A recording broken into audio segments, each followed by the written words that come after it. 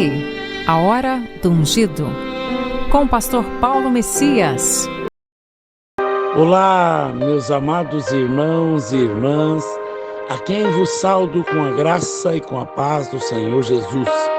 Eu sou o pastor Paulo Messias, da Igreja Videira de Canaã, Goiânia, Goiás, Brasil, para o mundo, chamado por Deus, para curar os enfermos, libertar os cativos e pregar o Evangelho da Graça. Por isso, antes de orar pelo seu casamento, eu queria compartilhar com você uma palavra. Ela tem como título: A Graça de Ser Um, na Vida a Dois. Um casamento é uma aliança com Deus. Preste atenção, a palavra de Deus é bem clara quanto à união no casamento entre o homem e mulher. Em Gênesis capítulo 2, verso 18, o Senhor Deus disse: não é bom que o homem esteja só. Far-lhe-ei uma auxiliadora que seja idônea. Sabemos que no verso 24 de Gênesis 2, o Senhor disse: por isso, deixa o pai, a mãe, a sua mulher, tornando os dois uma só carne. Quando o casamento é realizado entre o homem e a mulher, uma aliança é feita e é diante de Deus. Os dois se tornam uma só carne. Nos dias em que vivemos, já se fez contrato. Em vez de aliança no casamento, as pessoas ficam casadas por um determinado tempo. Mas isso não é a vontade de Deus. Apesar de se tornarem uma só carne, isso não significa que não terão desafios, dificuldades em sua união. Muito pelo contrário, os desafios virão para que o casal que agora são um possa saber lidar com cada um dos desafios e assim cumprir o propósito juntos de Deus para a sua vida. É nesse propósito de Deus, com certeza, há uma vida cheia de graça no casamento. Sabemos que a graça é o favor imerecido de Deus em nossa vida.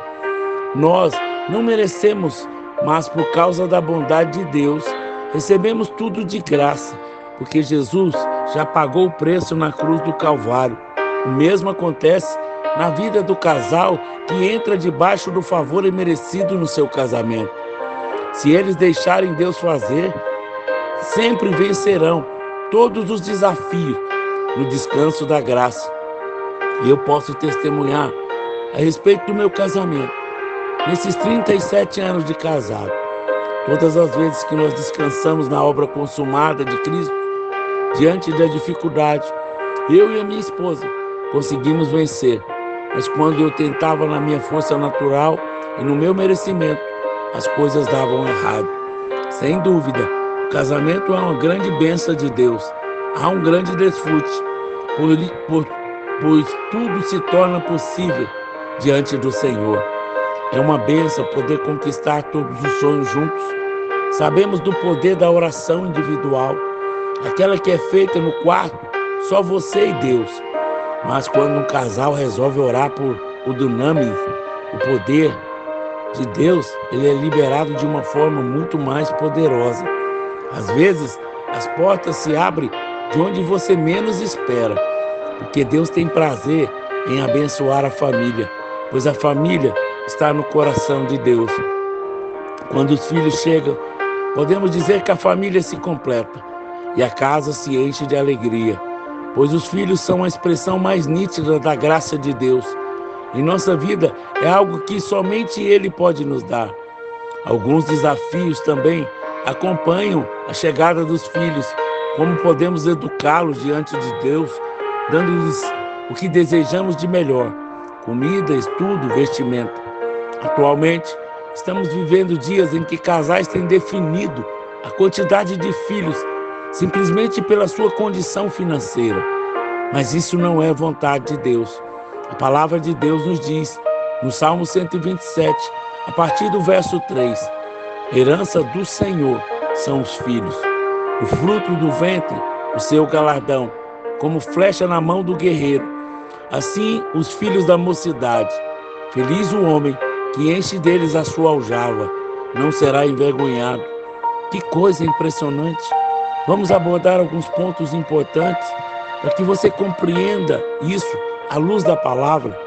Primeiro, A herança a que o texto se refere, o Senhor nos diz que a herança é dele, deles são, e não sua, ou seja, está no plural. Devemos sim ter filhos, porque são a nossa herança. O versículo ainda continua dizendo que eles são como flecha em nossas mãos. Quando se refere ao guerreiro, é um retrato dos pais. Você será como esse guerreiro para criar os seus filhos. E para conduzi-lo ainda, diz que o feliz é o casal que enche deles as suas aljavas, referindo a muitos filhos. É claro que não há nada errado em planejar a quantidade, o tempo de tê-los, mas nunca se permitir uma mentalidade tão natural a ponto de não querer ter filhos por causa da situação financeira.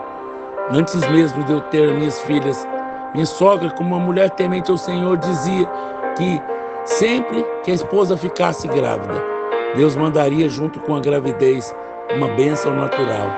E assim aconteceu com as duas filhas. Hoje eu posso testemunhar. Se hoje você e o seu cônjuge decidirem ter filhos, vocês também terão a provisão de Deus.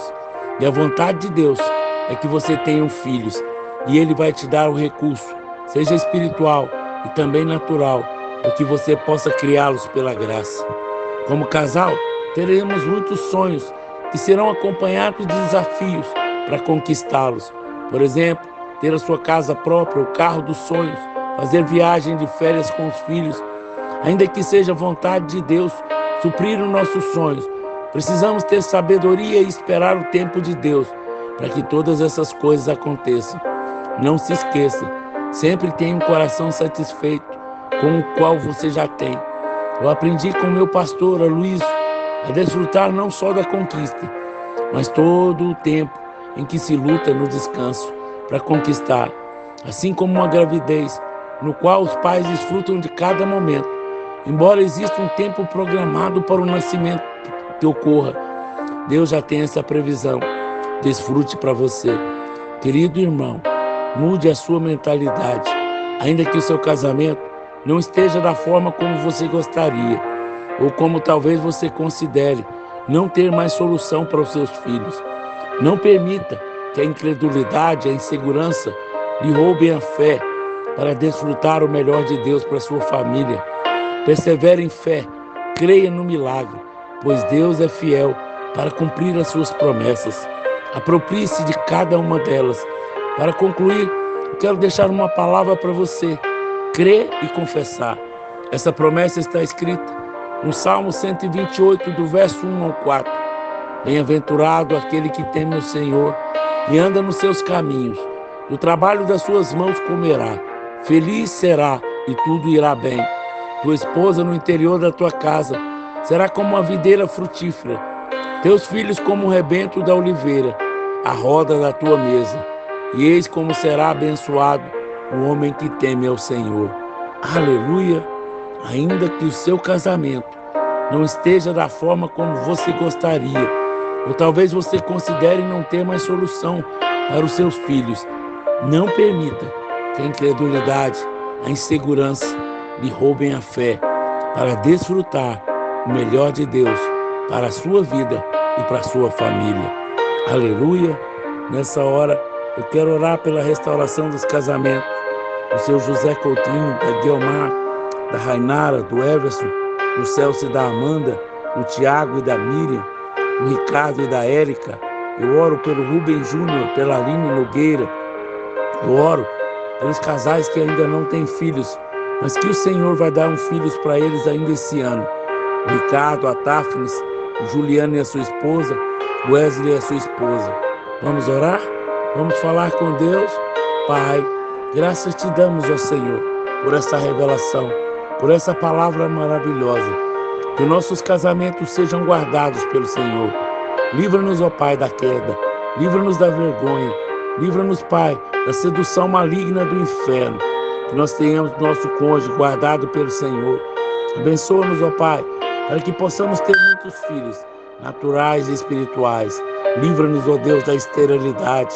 Dá-nos, ó Deus, a frutificação, a fertilidade. Oramos por os casais que estão separados, para que haja restauração, para que haja perdão no seu coração.